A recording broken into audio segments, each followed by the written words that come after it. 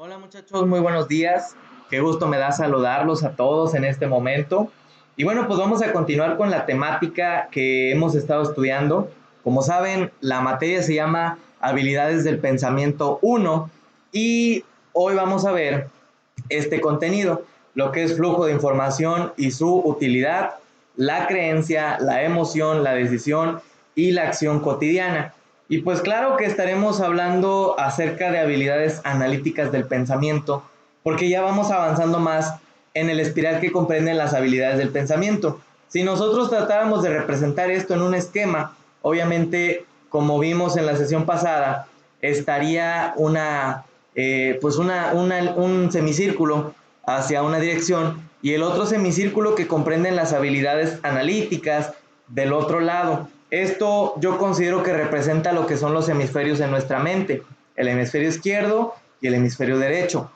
Y también, o sea, sabemos que hay ciertas cuestiones que no podemos entender, que no podemos ver, pero se entiende como procesamiento de información o de repente como habilidades básicas, ¿verdad? Que todos tenemos y pues vamos asociando por ahí con lo que ya nosotros a lo mejor hemos vivido, experiencias que tenemos o de repente, pues sí, con algún nuevo conocimiento y vamos creando pues un aprendizaje significativo. Veamos esto. Por flujo de información podemos entender las conexiones que durante el procesamiento dan lugar a paquetes de información clasificada que explican nuestras acciones, ya sea porque se tomaron ciertas decisiones, se asumieron ciertas creencias o expresaron ciertas emociones. Y esto es tan importante, chicos, porque vean el esquema, cómo nos presenta lo que es flujo de información y su utilidad. A lo mejor no lo entendíamos, pero cuando se habla acerca de un berrinche, la gente sabe que si lo hace va a tener cierto resultado, los niños lo asocian. De igual manera, yo creo que las personas que de repente son más llevadas se han dado cuenta que si hacen ciertas cosas con ciertas personas, les van a reaccionar de una manera que a lo mejor no es la que están acostumbrados a obtener. Si son muy llevados, generalmente les gusta que la gente se ría, o a lo mejor sí, se están diciendo, se están echando, pero están acostumbrados a un ambiente donde los aguantan, donde sí, pues les contestan, o a lo mejor tienen a alguien que es igual que ellos y pues ahí se lleva, ¿no? Ahí se crea ese ambiente. Pero sí hay personas que de pronto reaccionan mal, que no son llevadas, que no les gusta ese ambiente y si tú les planteas una situación así donde ellos se sienten ofendidos o simplemente no les agrada, te lo van a decir o te van a reaccionar de una manera muy directa o simplemente te van a marcar esa línea, o sea, donde no se llevan contigo. Y esto pues puede ser para uno, ¿verdad? De repente puedes reaccionar así de que, sale, o sea, ni aguantó nada o qué pesada es esta persona. Bueno, esto es muchachos porque nosotros ya traemos a veces una forma de ver el mundo, de ver las cosas y esto pues tiene mucho que ver con nuestra formación, a qué estamos acostumbrados, porque así vamos creando ya una conciencia de qué nos parece, qué no nos parece, qué nos gusta, qué no nos gusta. Y no crean que no, o sea, porque a veces uno piensa que uno decide, uno ya lo trae, y no, o sea, las experiencias que tú vives son las que te van a dar esa formación. Tú vas asociando lo que has visto, lo que has crecido en el ambiente que te has desarrollado, con lo que tú quieres que se reproduzca, con lo que a lo mejor a ti te va a parecer, lo que a ti te va a generar risa, placer o satisfacción, para otro no va a ser así. Y esto pues tiene que ver con nuestra formación, ya lo dijimos. Así que pues vemos, ¿verdad? Que muchas veces se puede, como dice aquí, la postura, el resto de mensajes como gestos, ademanes, conforman el lenguaje corporal. Suele haber una incongruencia de significados entre flujo de información reactiva que está detrás de esto y el que está detrás del mensaje verbal. Disfrutar intencionalmente o no un juego mecánico en una feria infantil implica la presencia de un flujo de información cuya relevancia permite la experiencia de esto, ¿no? Entonces, nosotros a veces podemos identificar personas que están acostumbradas, que están impuestas a ciertas acciones, a cierto trato, y tenemos que tener la capacidad también de relacionarnos con ellos, de llegarles, de convivir, porque no siempre va a ser fácil para uno el poder hacer este tipo de acciones. Y les comento por qué, o sea, porque, por ejemplo, ahora que a ustedes les tocó el investigar, el preguntarle a ciertas personas sobre su momento más triste o desagradable, se van a dar cuenta que no todos reaccionan igual, no todos lo ven bien esas preguntas, no todos están dispuestos a contestar, a confiar en cualquier persona.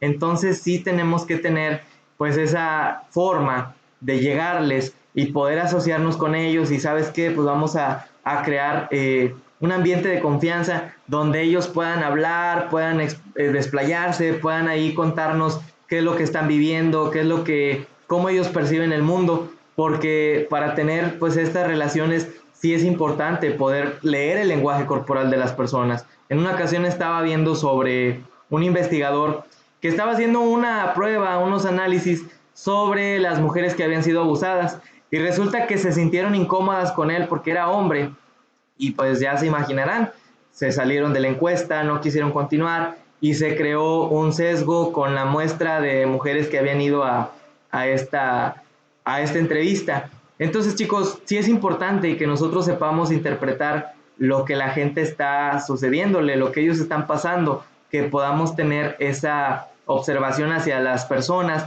e identificar su lenguaje corporal. Vemos el esquema donde nos muestra lo que es la información. Vemos que pues es algo cuya generación, transmisión y recepción no requiere o no presupone ninguna medida de interpretación. Simplemente pues es algo que viene a nosotros y ya cada quien hace con la información lo que considera. Con la información se dispone entonces de un marco conceptual para comprender el modo en que puede producirse el significado, es decir, la manera en que pueden desarrollarse sistemas cognitivos genuinos, aquellos que tienen recursos para interpretar señales, mantener creencias, adquirir conocimiento a partir de mecanismos de nivel inferior, puramente físicos, que procesan información. Logros de nivel superior asociados con la vida inteligente se pueden ver entonces como manifestaciones de formas progresivamente más eficientes de manipular y codificar la información. El significado y la constelación de actitudes mentales asociados que lo manifiestan son productos manufacturados. La información es el material bruto. Así que, muchachos, dense cuenta, la información llega a nosotros de manera abstracta, o sea, no tiene un significado en sí, nosotros somos los que lo vamos a interpretar. Es como de repente nos ponen esas palabras, ¿no? Que esas señales, publicaciones ahí en Facebook, que de repente dicen una palabra en doble sentido grande y traen todo el mensaje ahí. O sea, la información a veces no tiene como que un sentido, una coherencia, pero llega a nosotros y le damos la interpretación, o si queremos darle una acción también lo hacemos. A veces la interpretación de la información puede ser muy subjetiva, porque es lo que tú consideras, lo que tú quieres, lo que a ti te parece. No a todos pues se les da la información, la interpretación de la misma manera.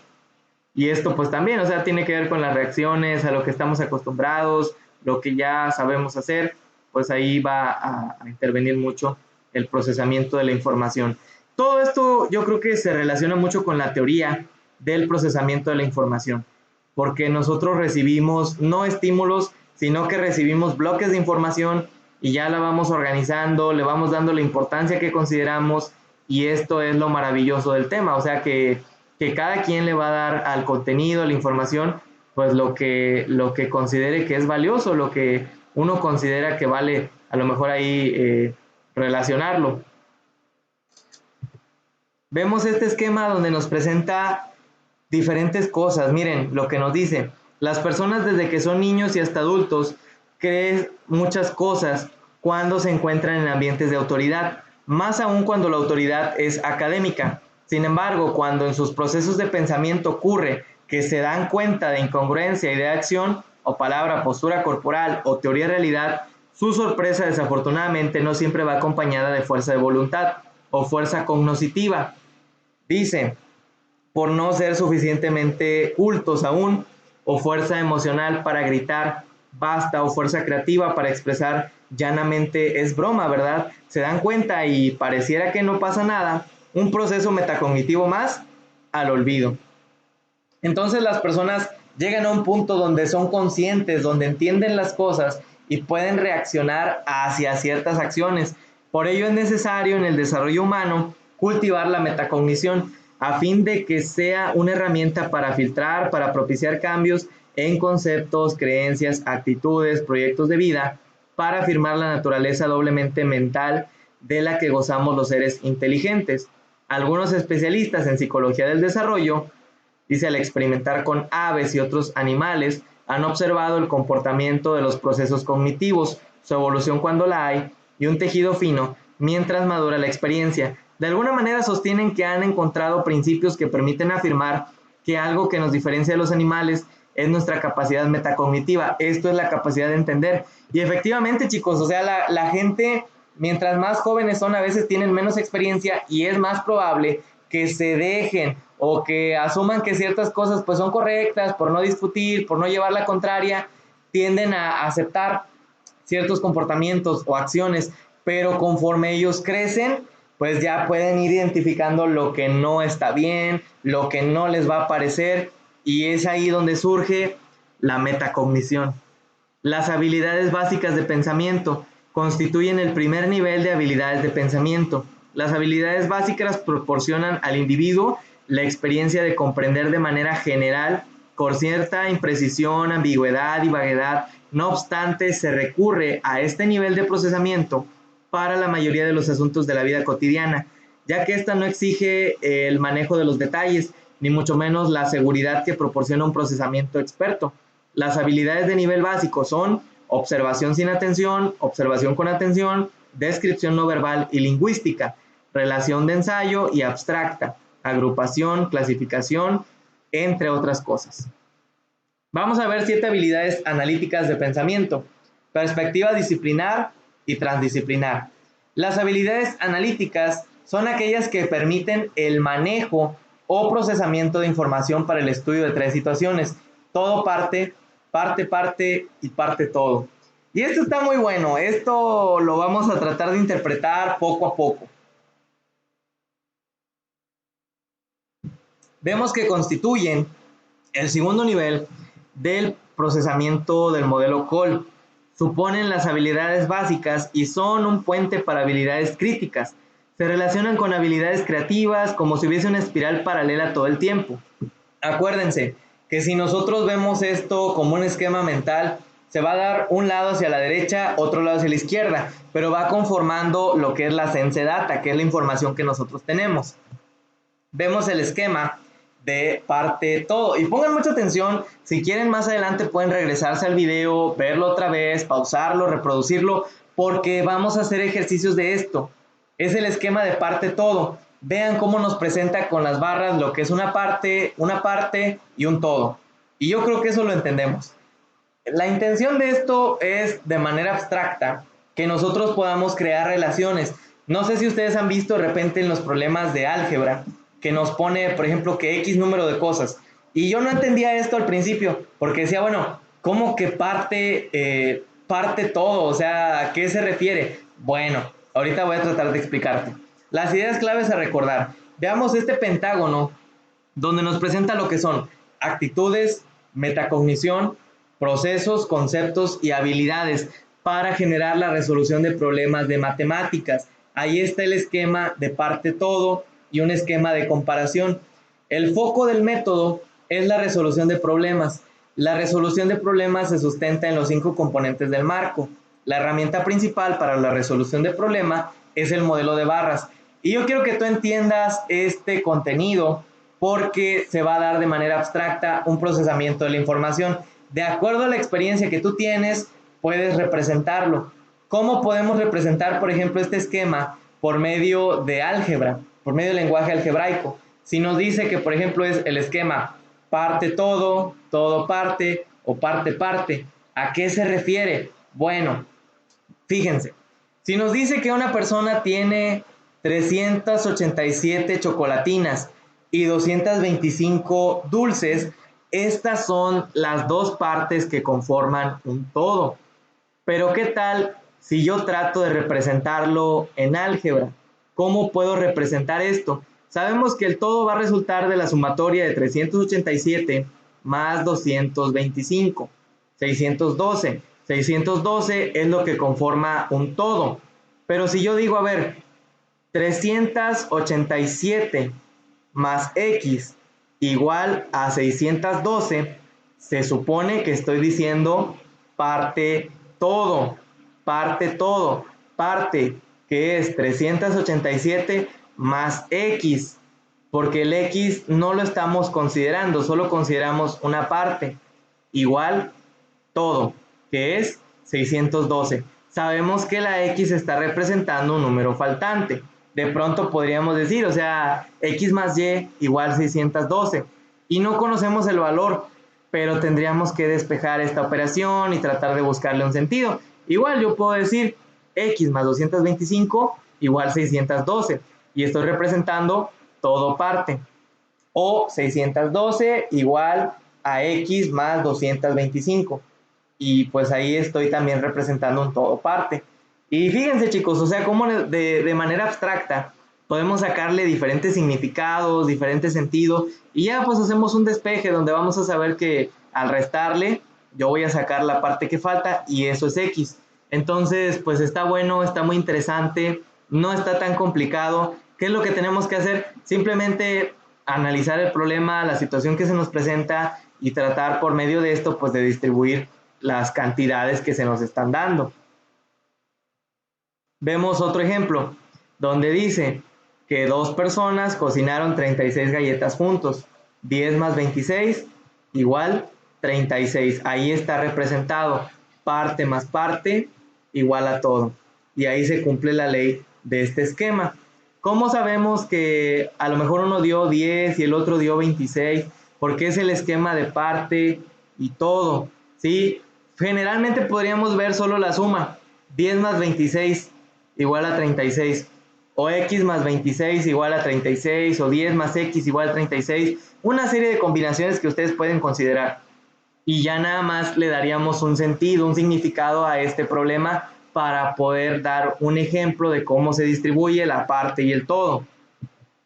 Vemos que el análisis y la síntesis son habilidades del pensamiento necesarias para la construcción, desarrollo y mejora del conocimiento. Así lo muestra la historia de ciencias. El ejemplo de ellos son los textos, las especializaciones en metodología, métodos de investigación y los reportes de investigación donde se publican las aportaciones sobre situaciones donde se exige al lector una comprensión analítica de la información. La información clasificada, vemos que generalmente son unidades expresadas en memorias, creencias, emociones. Por ejemplo, los objetos, ¿verdad?, externos han dado lugar a nuestra experiencia básica. Nuestras habilidades básicas del pensamiento han salido al paso y hemos resuelto hasta cierto punto nuestra adaptación al medio. Sin embargo, si dichas unidades son susceptibles de reprocesamiento, ello significa que en un principio pueden dividirse en componentes que llamamos partes y relaciones. Así podemos reflexionar de una condición necesaria del nivel analítico de procesamiento, una creencia, un deseo, una emoción, sí y solo sí tienen representación en el lenguaje verbal. Por ello decimos que las habilidades analíticas del pensamiento son herramientas de reflexión lingüística o reprocesamiento. Los cortes o divisiones que el intelecto realiza dan lugar a la parte y relación, la cual puede ser arbitraria o regulada por ciertos metodológicos y un aparato conceptual. Los pasos del análisis en general implican un procedimiento o un método que de igual manera ocurre con los pasos de la síntesis. A veces el análisis es solo el proceso de división y este parece no tener fin. Todo parte de la parte y así sucesivamente. De manera que una situación es analizada mediante cortes que pareciera no tener fin. Y dense cuenta, o sea, cómo le podemos sacar muchísimos significados, muchísimo sentido a este problema, pero la intención es simplemente distribuirlo. Una situación que aparentemente no es problemática puede serlo cuando se reflexiona en ella. Exhibir los supuestos en los que se descansa y las consecuencias que deben admitirse por su aceptación son metas del análisis. La reflexión no es arbitraria ni ociosa, se hace empleando criterios y métodos como herramientas de trabajo. La metodología establece dichos criterios y los métodos son procedimientos que los cumplen, favoreciendo la construcción de unidades de análisis. Finalmente, las unidades son situaciones que se procesan nuevamente por el agente, pero ahora con herramientas más rigurosas, por eso las llamamos habilidades analíticas. Nuestro pensamiento revisa lo asimilado por las habilidades del pensamiento para obtener una información más confiable. Es factible una situación que no requiera reflexión, resultando inútil y fútil su análisis. Por ello, se decide hacer el análisis que es conveniente tener algunas razones para hacerlo. Ahora bien, no solo hay análisis disciplinar, de hecho, también hay un análisis transdisciplinar. Por ejemplo, un padre de familia, antes de tomar una decisión importante, comprar una casa, hacer un viaje, consentir una operación quirúrgica, permitir juegos de riesgo a sus hijos, hace un análisis transdisciplinar, prevé consecuencias indeseables. No hacerlo o proceder irreflexivamente puede comprometer sus finanzas, su autoridad, su manejo de la realidad familiar. Y bueno, disciplinar y transdisciplinar son dos tipos de análisis que a su vez manifiestan niveles de los más elementales a los expertos. Y todo esto es muchísimo contenido, muchísima información que yo creo que nos deja una enseñanza bastante importante y posteriormente vamos a estar complementando mucho más el contenido de esta materia. Espero que te haya gustado, que hayas aprendido. Cualquier duda ya sabes que estoy a tu disposición en mis redes sociales y nos vemos la próxima.